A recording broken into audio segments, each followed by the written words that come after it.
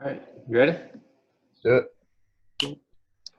All right, what's going on, guys? I'm Cameron Selby. This is my friend Emory Cuzze. We are going to trial and do a GM mock draft. And what that means is that we are going to do a draft where we are going to be the GMs. We are not predicting what's going to happen. We are going to say, if we were Detroit, what would we do? And so on and so forth. The way we're going to do this is that I am going to be screen sharing. I have this Excel doc where we were randomly assigned selections to where we are going to pick for those people. We are starting on pick 3 because we both agree that Joe Burrow to Cincinnati and Chase Young to the Redskins are consensus picks that are in all likelihood going to happen. So really the draft's going to start at number 3, started by Emory. We are going to do trades. Basically, if we do want to trade, we're going to figure out some kind of quality compensation and trade down to somewhere else to another team. And whoever we are trading down with, we are going to select for that said team to that new selection. And we're going to do that all the way through the 32nd pick. It's going to be a long time. You can just put us on as background noise, or you can follow along, do what you got to do. But it should be a fun experience, at least fun for us. Hopefully we'll have a good time doing this. I'm going to let Emory say hi. What's up, guys? Yeah, like Cam said, I'm going to start with Detroit. Basically, get 30 seconds, but really it's not a strict 30 seconds. We can do it just based on however long we need to take to explain our pick or explain our trade. It's our first time, so we're just this is a good trial for us, and we're going to enjoy this, and hopefully y'all enjoy watching the video and give us feedback when y'all in the comments. That would be great. Appreciate it. And for those watching my screen while I'm screen sharing, I'll be looking back and forth a lot at this. This is draft analyst on NFL.com named Daniel Jeremiah. This is his top 50 on his draft prospects. I've put this on a Word doc and have basically put everybody with their 2019 stats. This is what I use to follow along for this thing. And if I read out a name, that basically means the player has been selected already, so I'm not going to be worried about them anymore. Don't have to follow along to that, but if you see me looking at this, scrolling down, that's what I'm doing with this thing. Emory, I think, said that he printed out stuff that he's going to be looking at. So we're going to get started pretty soon. But Emory will be starting, and we could see some surprises early on. So let's give this a shot. What do you say? Do it. All right, cool. Well, Troy is officially on the clock. Emory, what are you going to do? So with Detroit, I mean, they're probably going to trade back. I think they can get a similar player to what they want to pick at 3 by trading back. I think the biggest 2 landing spots are Miami and the Chargers. I have Miami, and I truly expect them to offer a trade to move up. So for Miami, my trade would be to move up to number 3 to take Detroit's spot. My trade would be the number 5 overall pick, the number 39 overall pick, and the number 56 overall pick, which are both second rounders. You said number 5, 39, and what else? 56.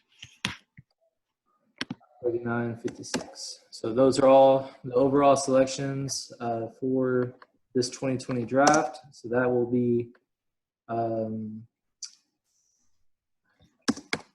That will be a 1 and 2 twos to Detroit for the third overall pick.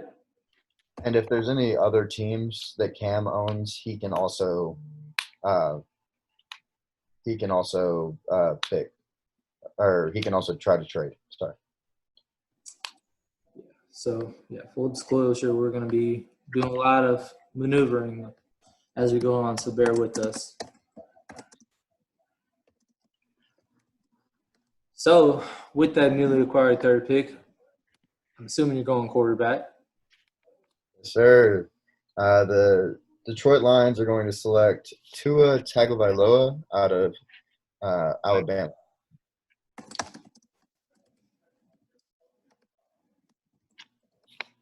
All right.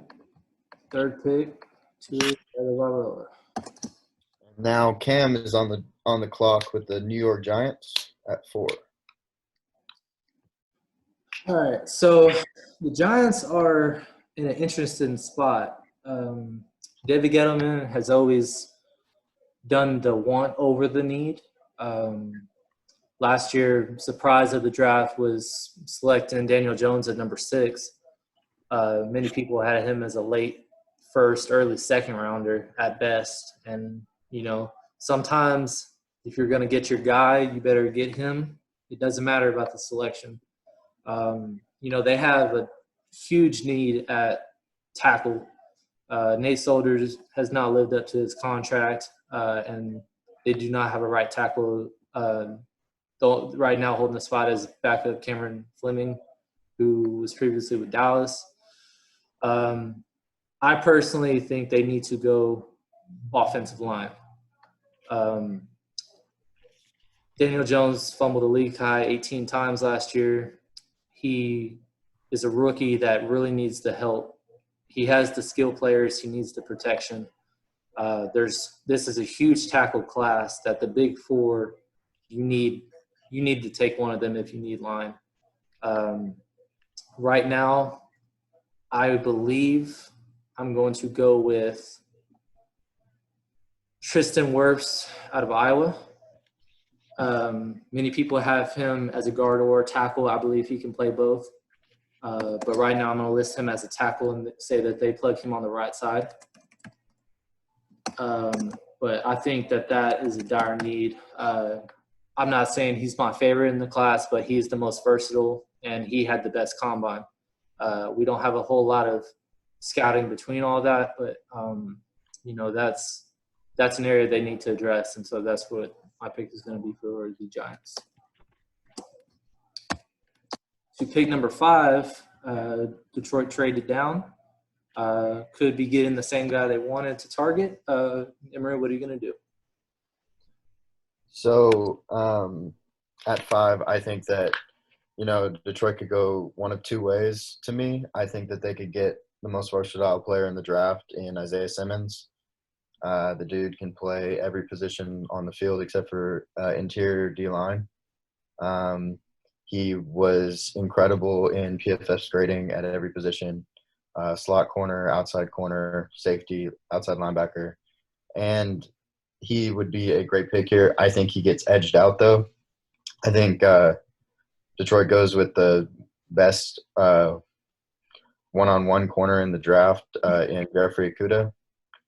Jeffrey Okudah played at Ohio State, and he was a lockdown corner. He did not commit a single pass interference this last season, and I think that he will be all of Jalen Ramsey at the next level, and I think it's a great pick for them. Like I said, though, Isaiah Simmons just gets edged out here for me. That's a good pick. Detroit was bottom 3 in passing defense last year, and with the defensive mind of Matt Patricia, you need to address the defense somehow. You can't really go wrong either way, but losing Pro Bowl corner like Darius Slay, you have to replace him somehow, and Desmond Trufant isn't enough right now. Exactly. I think they downgraded in free agency going with Desmond Trufant. Sure. So number 6, the Chargers are on the clock. Many people think that they're going to go quarterback. I don't necessarily think that would be in my best interest. I'm not saying Tyrod Taylor is the guy, but I don't believe right now a rookie quarterback can get them back into playoff contention. I understand that they have to address it moving forward, but at number 6, there's several areas you can improve your team. They've been one of my favorite teams this free agency, dressing with Pro Bowl cornerback and Chris Harris, longtime defensive lineman Linval Joseph, Brian Bulaga from Green Bay, trading for Trey Turner. They've addressed several needs in key areas, but the one thing that they did downgrade on was, with the Trey Turner trade, losing Russell Okung at left tackle. They didn't replace them right down the depth chart. There is nobody signed to the left tackle. There's plenty of tackles, like I said, in this draft with the 4th pick, but only 2 were pure left tackles. I think you can go multiple ways, but I'm going to assign the Chargers with Mekhi Becton, another freakish athlete. Huge size, and he, monstrous numbers in the combine. He's a wild card because, played at Ole Miss. They weren't the most successful. Plus, he had some games where he struggled. But, you have to address left tackle, and I believe that is a solid selection where they can possibly trade back up later on to get one of those quarterbacks in the background, or possibly even wait till next year, or perhaps maybe even be the favorite to land Cam Newton, who is still looking for a job. So I'm going to go with the 6th pick, Mekhi Becton, offensive tackle from Ole Miss. I like that pick. In my mock draft, I have them moving up to 3 to take Tua, but I really think that they need to address the left tackle spot if they can't get a quarterback. I think Tyrod Taylor's going to need all the help he can get, and I think the Chargers are a dark horse to come out of the AFC West. So I like that pick a lot. With the 7th pick, the Panthers are on the clock. What are you going to do? Okay, so with the Panthers pick, I'm definitely open for trades, but I think that the Panthers have to address their defense. You look at the Panthers; they don't look anything like what they looked like a year ago. The Panthers lost Luke Kuechly, James Bradbury, Eric Reed, and Mario Addison. And Mario Addison was their lead sack leader. Luke Kuechly was their tackle leader, and James Bradbury was their only lockdown corner on their whole defense. So I think that you have to get a guy that can kind of do it all. I had talked about Isaiah Simmons earlier in the draft, and he got edged out by Jeffrey Okudah. But here, I don't think there's any doubt in my mind that the Panthers go with Isaiah Simmons.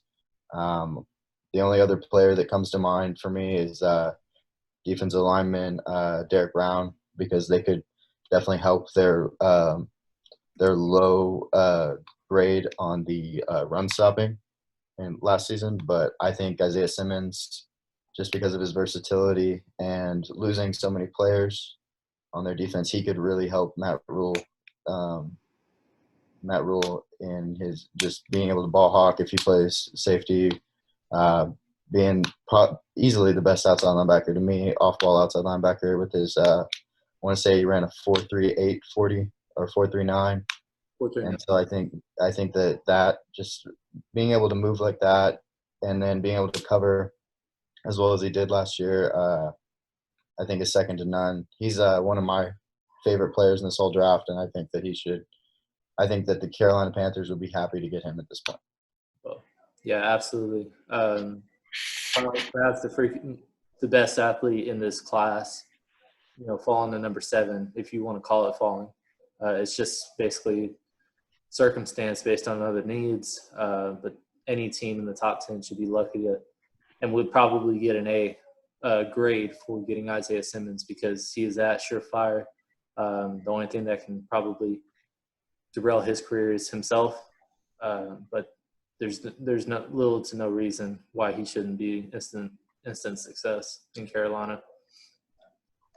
All right, so Arizona is an interesting spot. I think a lot of people had the first receiver going off the board before the biggest first blockbuster trade of the offseason when they traded for DeAndre Hopkins while still keeping the eighth pick. They still have a couple needs to address. They're an up-and-coming team in the NFC, but they do have other needs to address. I don't know if there's any particular player that they should be targeting as a lock in this pick. But to make it interesting, I'm going to trade down from Arizona. I think a team that does want to trade up and does need to address an offensive line. I believe that the Tampa Bay Buccaneers need to address the line, and they are too far back to get one of those big tackles. So I'm going to say that Tampa Bay trades up to 8. And, there's one of two ways they can go. They lost DeMar Dotson in free agency. They need both tackle spots. And coming with Tom Brady coming to Tampa Bay, that's not the best line to go to. They do have a good interior, but, Tom really leveled off once he lost Nate Solder. Isaiah Wynn didn't play last season. And, he really struggled when there was pressure on him. And Tampa Bay, while they do have a lot of weapons, they have a huge gaping need at left tackle. I would be intrigued if they did pick up Jason Peters, who is still in free agency right now. But right now, I believe I'm going to give them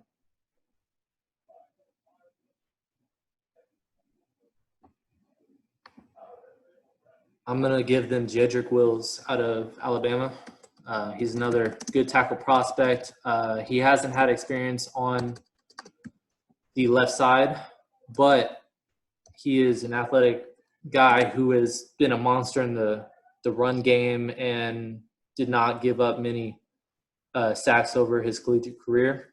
I believe that is a pick that, they could target other tackles, but they need to come away with one and, whoever their preference is. But in my opinion, Jedrick Wills could be that guy. So that is going to be Tampa Bay's selection. In terms of trade, I believe that they will have to give up at least a 1 and a 2 and perhaps even a 2 next draft in 2021. I don't know those exact numbers, but right now I'm going to give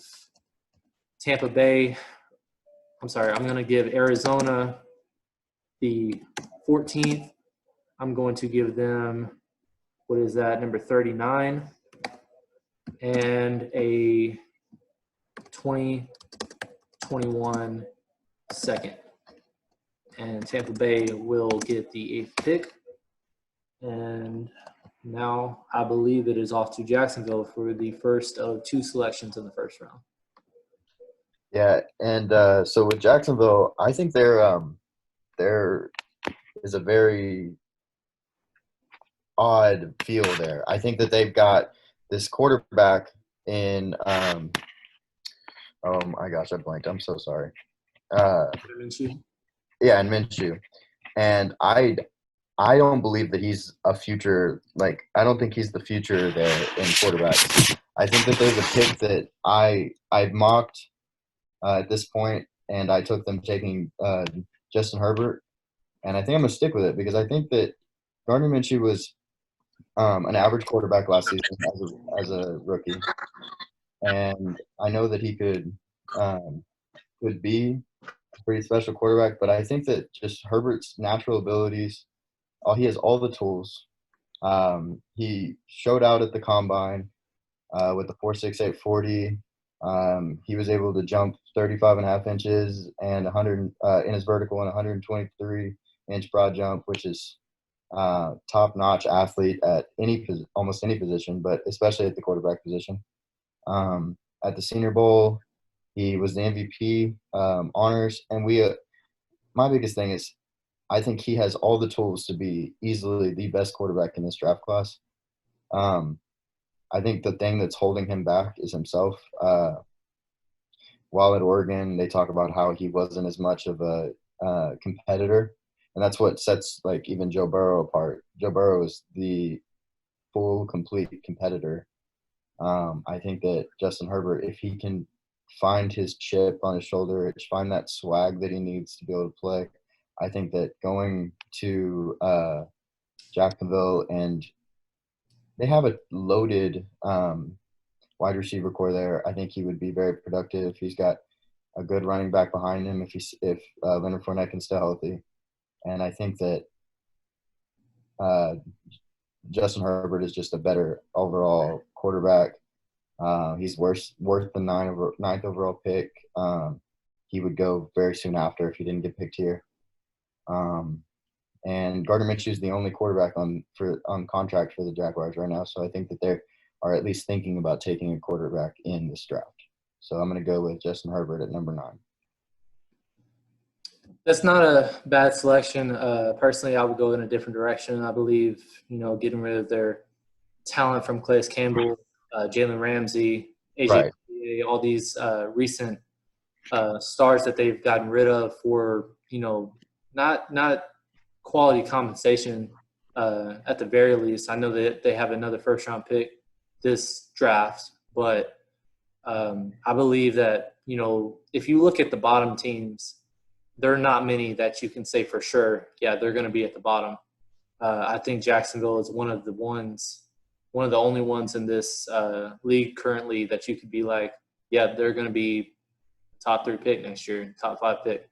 I wouldn't say tanking. NFL, it's a lot harder to tank.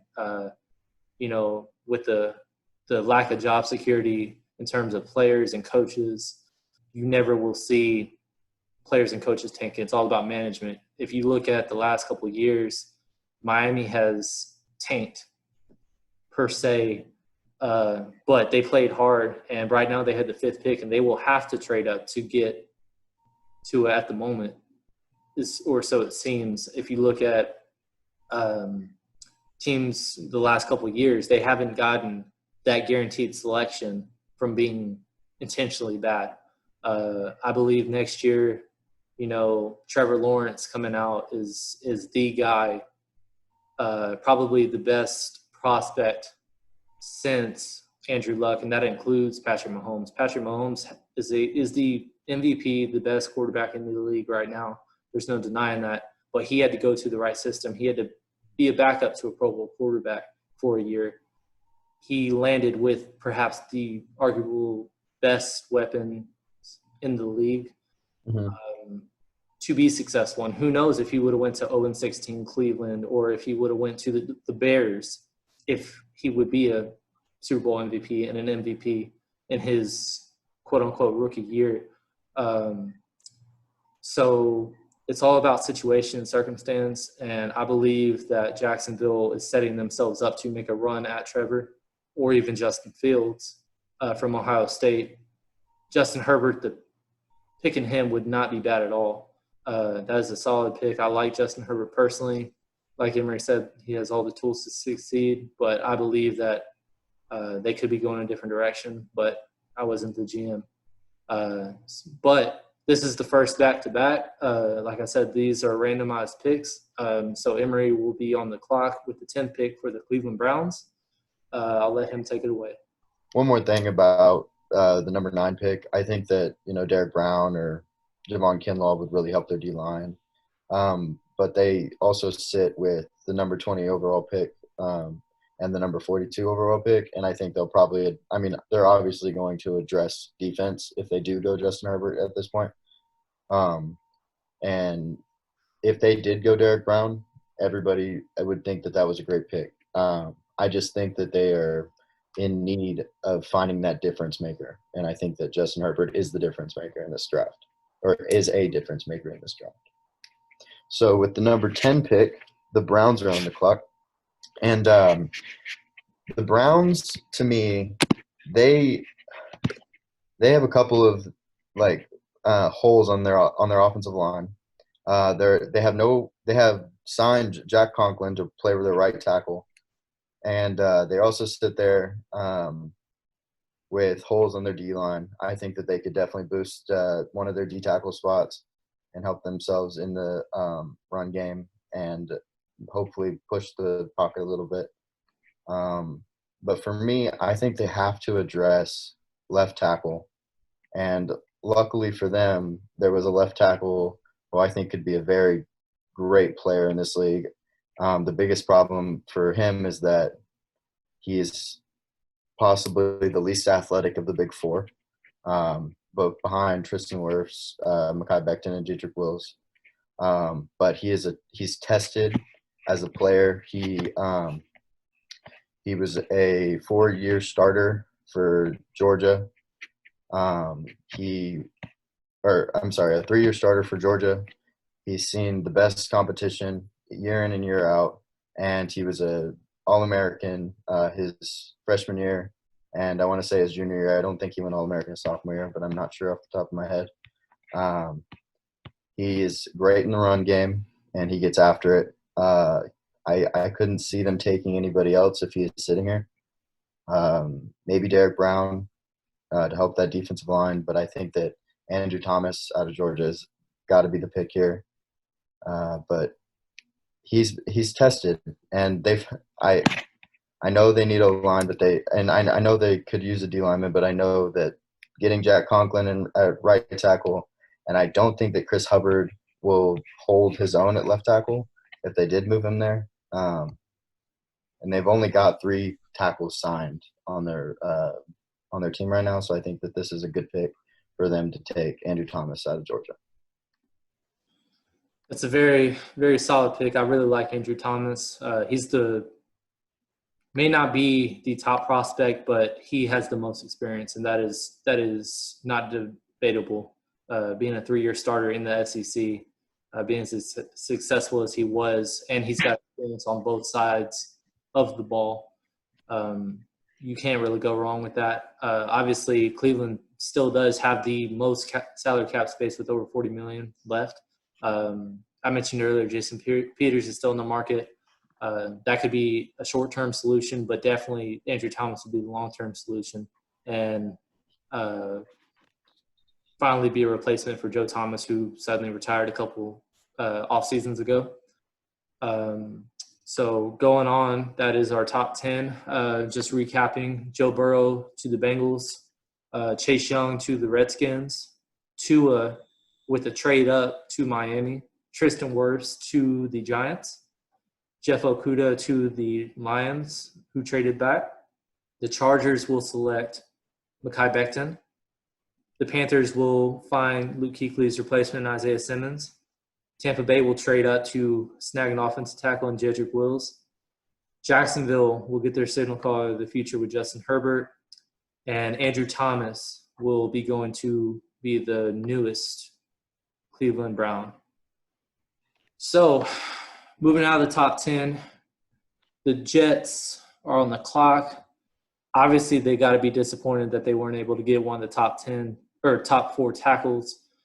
I believe that they have to trade into the top 10 over Cleveland to get one of those guys, unless Justin Herbert was able to be picked in the top 6 by a Chargers or the Dolphins. The Jets need to address the line somehow, some way. They were not great in pass protection. Le'Veon Bell averaged 3.2 yards a carry last season. A league low for a top-notch back is just unacceptable. But at this point, it would be considered a reach to be going towards an unproven guy like Austin Jackson, Josh Jones. It's just way too early for those guys. So luckily, they had – what's up? I have a trade if you want to talk about it. What is your proposal? So I want to trade up. I'm going to take the Denver Broncos from 15 to 11. Okay. And I would give you the 15 overall pick and the 77 overall pick. The Broncos have 3 picks in the 3rd round. And then I would also give you our 4th round pick, which was 118. if you were willing to do it? Uh, See, reportedly, Denver is interested in trading up. Obviously, they want to be attacking D line or wide receiver. I have a feeling I know where you're going if you do trade up. But for the sake of the Jets addressing another huge need, I'm going to stay put right here. Perfect. While they do need to address the offensive line, they do have a serious need at wide receiver. They lost Robbie Anderson, who's their speed guy, replaced him with Rashad Perryman. Obviously, that's probably a push in my eyes. Perryman, former first rounder, hasn't really lived up to the hype, but did finish strong last year with Tampa Bay when Mike Evans and Chris Godwin went down.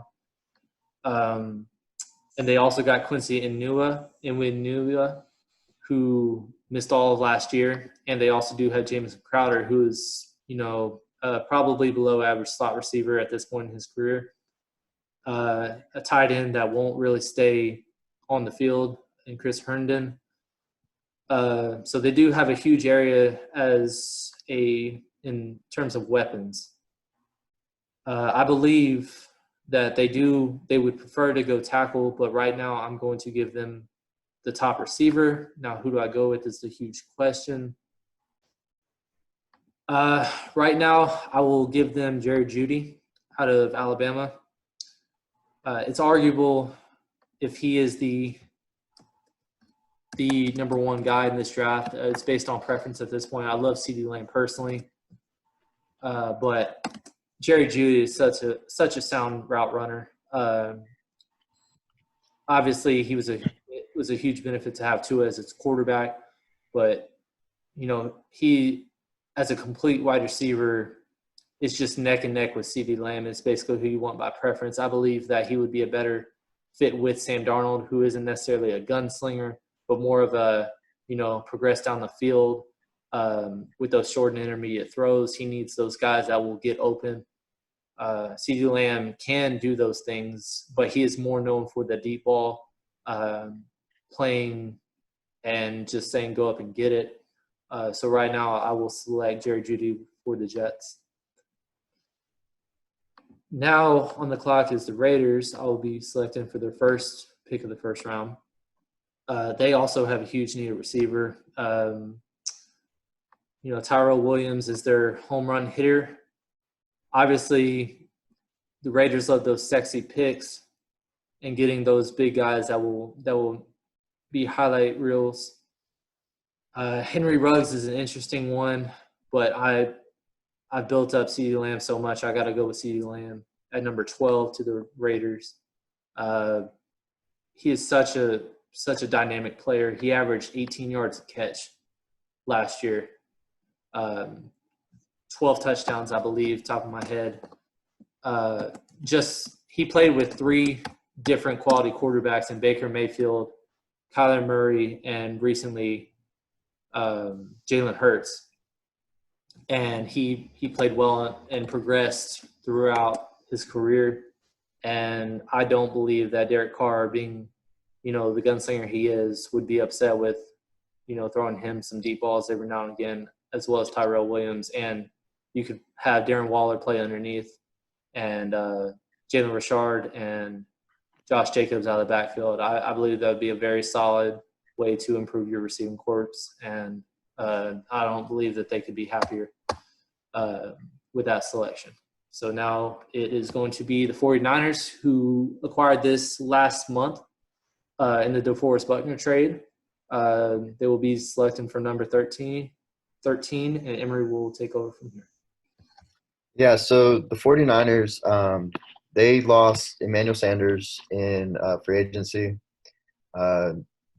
They did a great job in the draft last year. Obviously, they probably did the best job out of almost any team, getting the stars that they got late rounds, including like Dre Greenlaw, Deebo Samuel, and of course the defensive player of the year or defensive rookie of the year in Nick Bosa.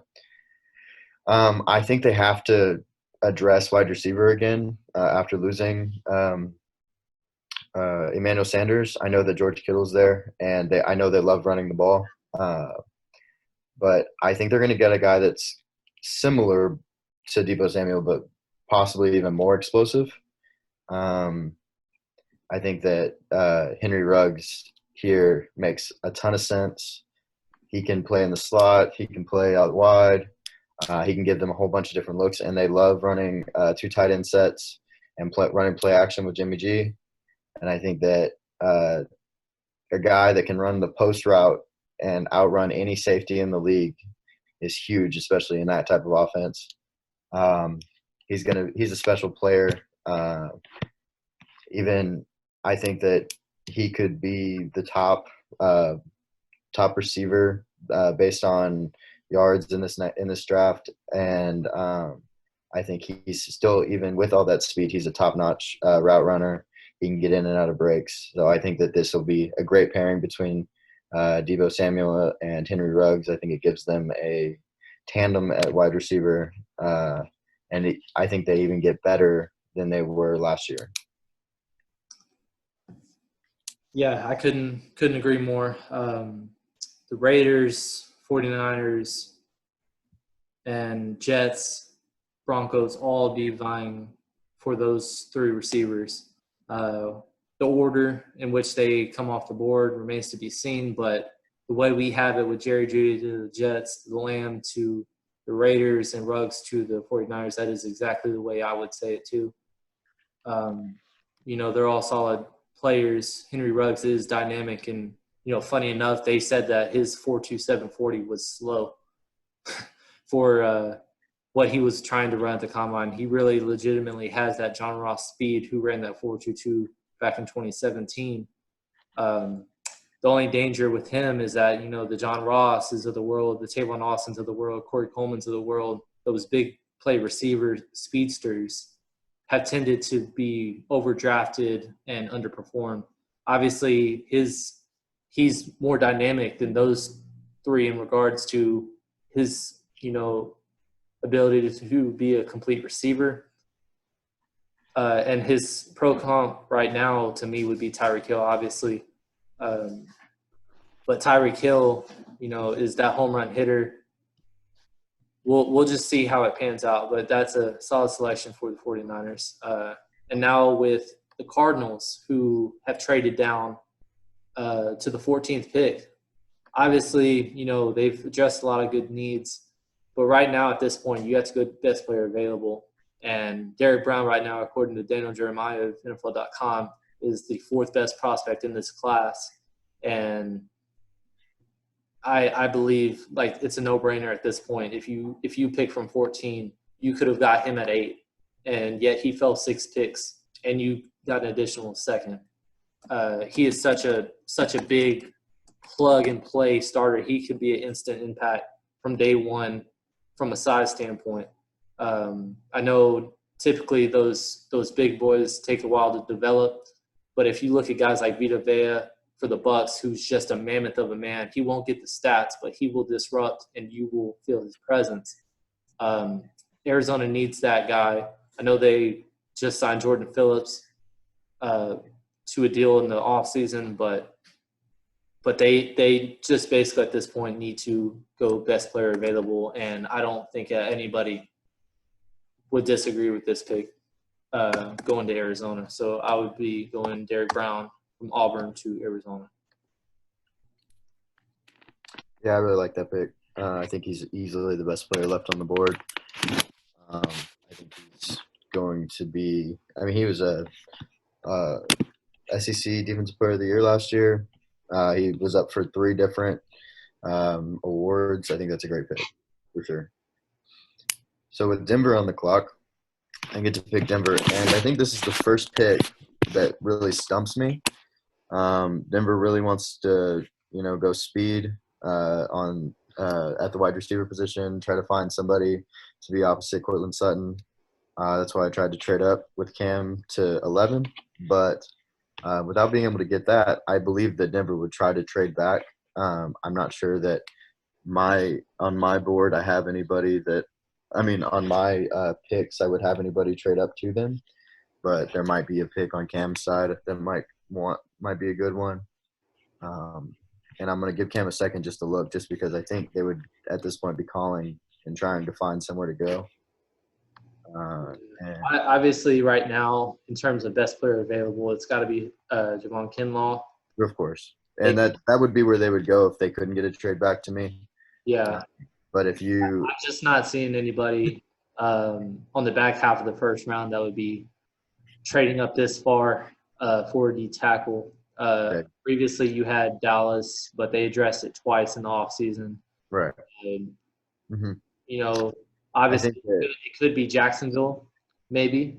Right. Their second pick. Obviously, they need to address the interior after losing Calais Campbell. Tavon Bryan, late first rounder a couple of years ago. He has not panned out. But he also hasn't had that time to develop yet. So, you got Jacksonville that could trade up for him. But outside of that, I'm not sure I see anybody on the back half of the first round. Maybe Tennessee, but that would be a steep price, trading up 14 picks. So I believe, from my perspective at least, I don't know if there's anybody that would be desperate enough to go get Javon Kinlaw. I thought that my other thought is maybe moving up for a quarterback in Jordan Love. I don't know that anybody would think he was worth the top 15 pick. I have him go. I have the Patriots actually moving up in my mock draft and trading with Atlanta at 16. But I don't know that they would move up this far if their GM didn't think they would. So I think the pick will be Javon Kinlaw out of South Carolina. And so with Javon Kinlaw, he's one of the most raw players in this draft. He's being compared to Chris Jones from the Chiefs, which is very high. It's a very nice compliment to be compared to. I think that he is going to be the top defensive tackle at rushing the passer. He pushes the pocket like no other defensive tackle does in this draft. He gets after it, and I think something that really stands out to me is how high his motor is.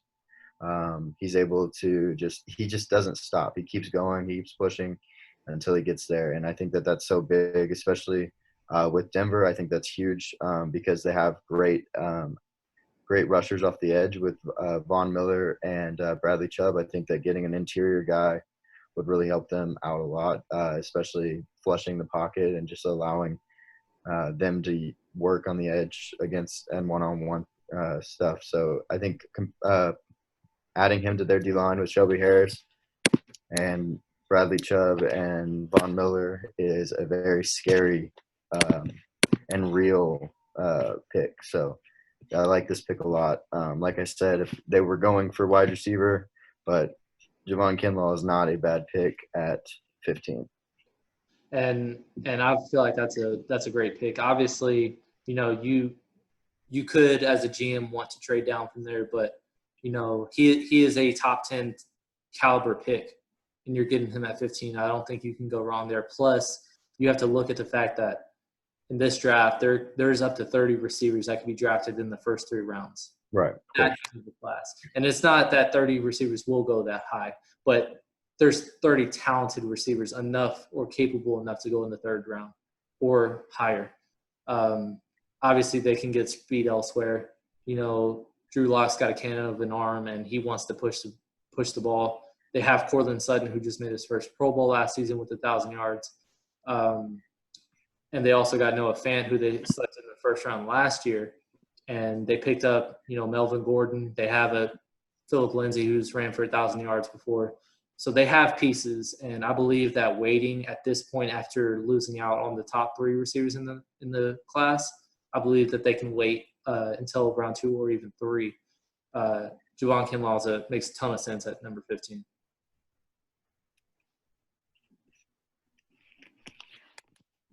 So now we will go to the 16th pick. Falcons on the board. Oh, the Falcons are on the clock. That's me. I'm sorry. Luckily for the Falcons, they are staring at their pick of the litter, cornerbacks. They need a cornerback. They lost Desmond Trufant in free agency.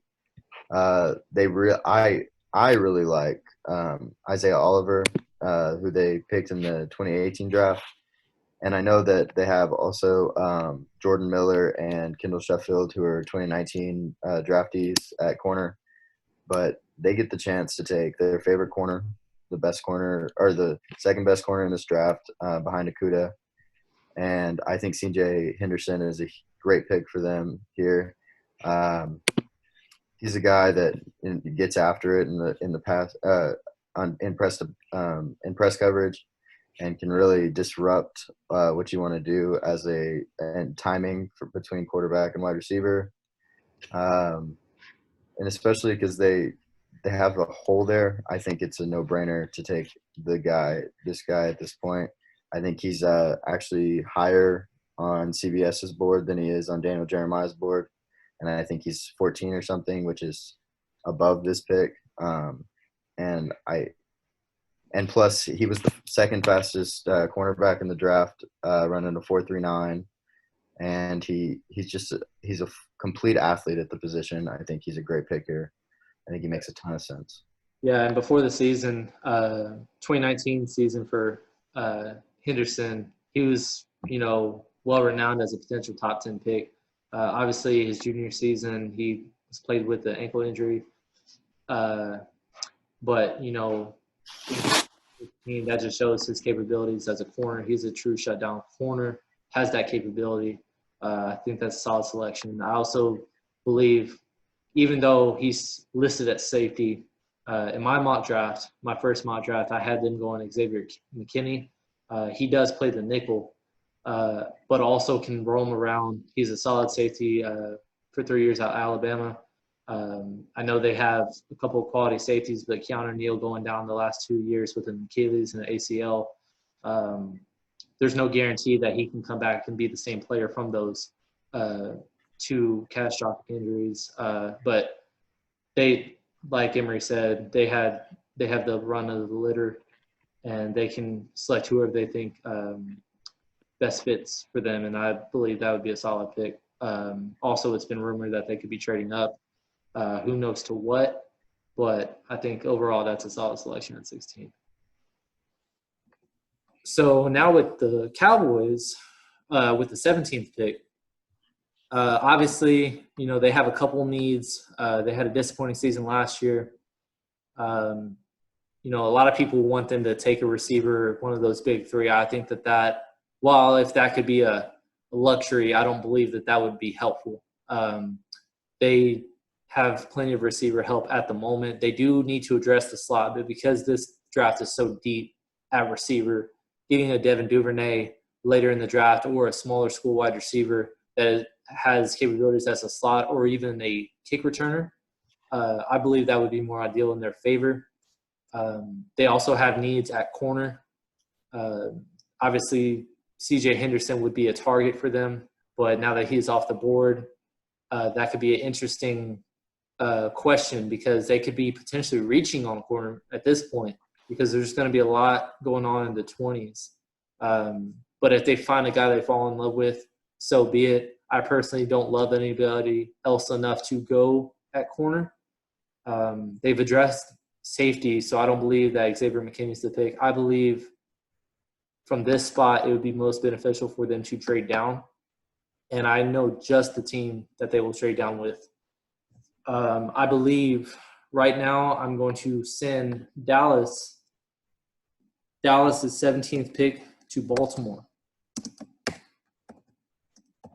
The 28th selection, 2020 second rounder, and a 2020 fourth rounder for the 17th pick is what I'm going to project right now. So now that Dallas is traded down, let's talk about Baltimore's needs. Obviously, they had the best season record-wise in the NFL last year, led by MVP Lamar Jackson. They don't have a whole lot of needs to address. Obviously, they lost Marshall Yanda, who just made the all-decade team. He's a huge force on the interior line. and they have not addressed it. But obviously, this is a weaker draft in terms of interior linemen. I don't believe that that's who they're going to trade up for, but there's a huge need on defense. I know they traded for Calais Campbell. They added Derek Wolfe. They have arguably the best secondary with Earl Thomas, Marcus Peters, and Marlon Humphrey. They just re-signed Jimmy Smith. But right now they have a huge need at linebacker.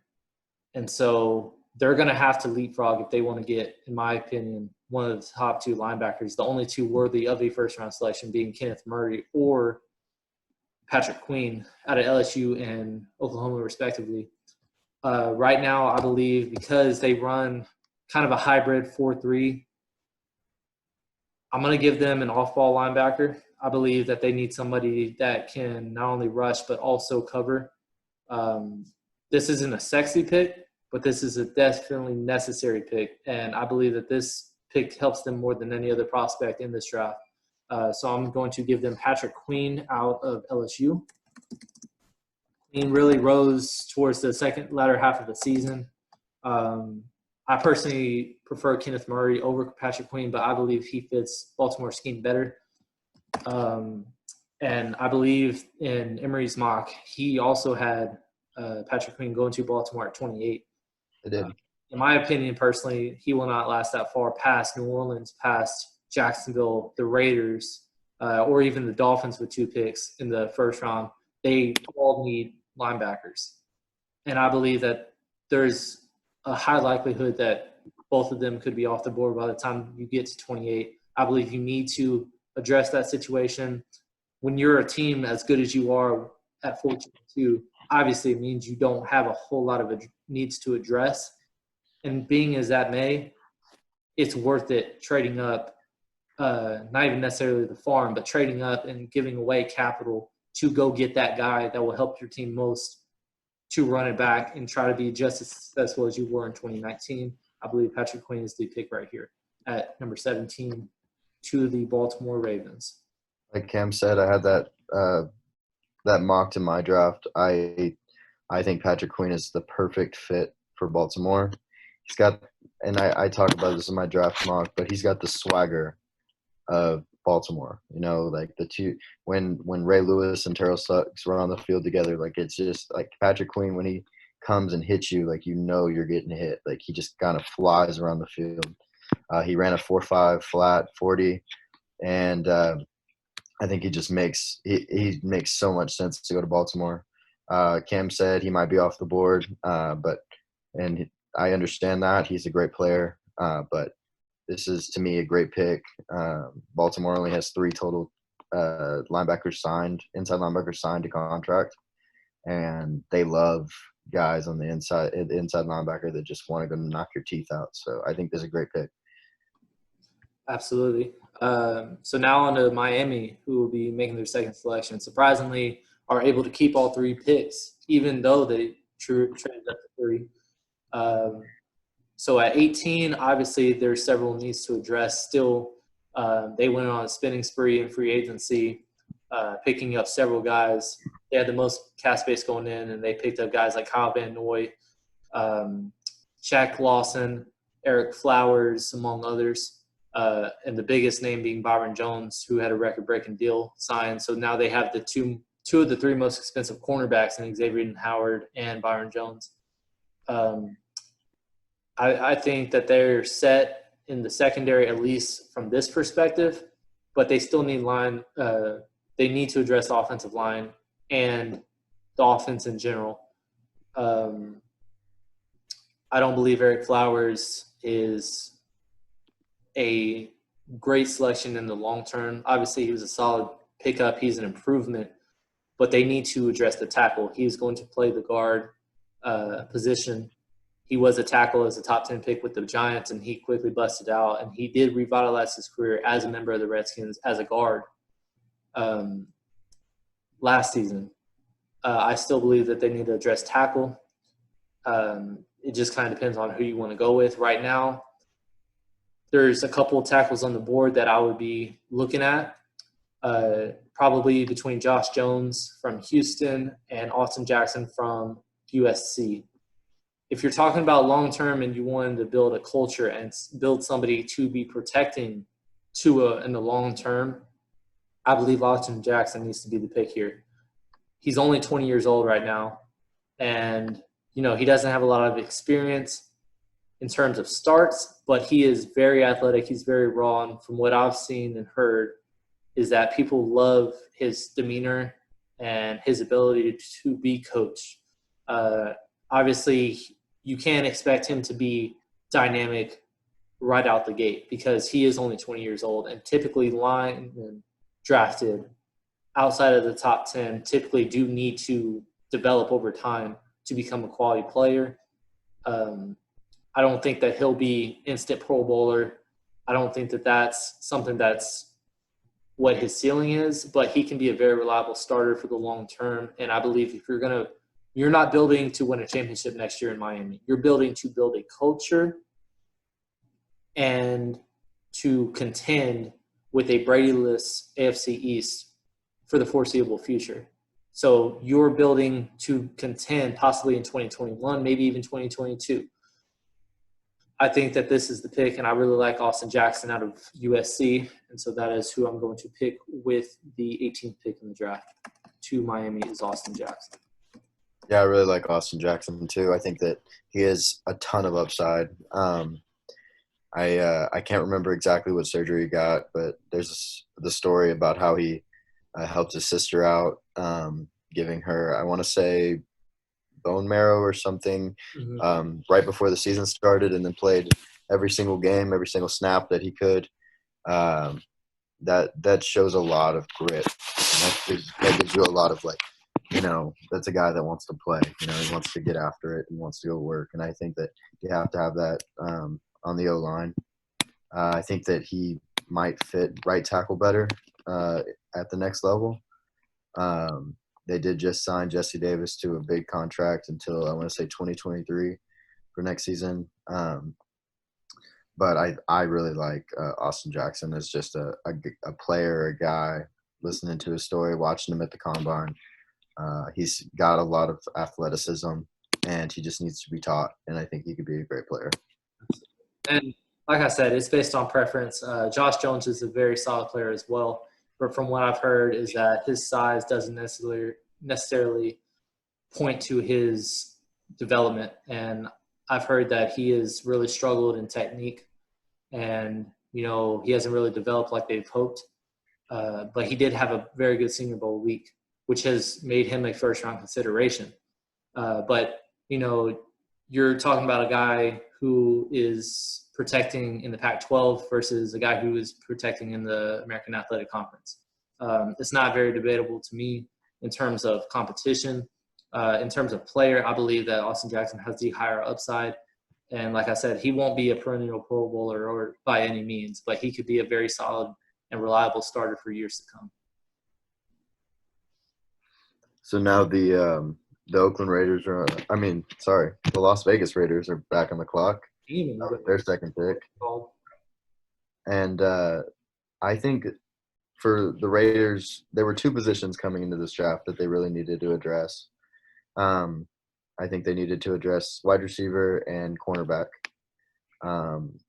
They have a whole opposite Trayvon Mullen in their back end. And then, of course, in the first round earlier, we were able to acquire CeeDee Lamb. So we're going to pass on wide receiver now, and we're going to look to focus on either cornerback or best player available.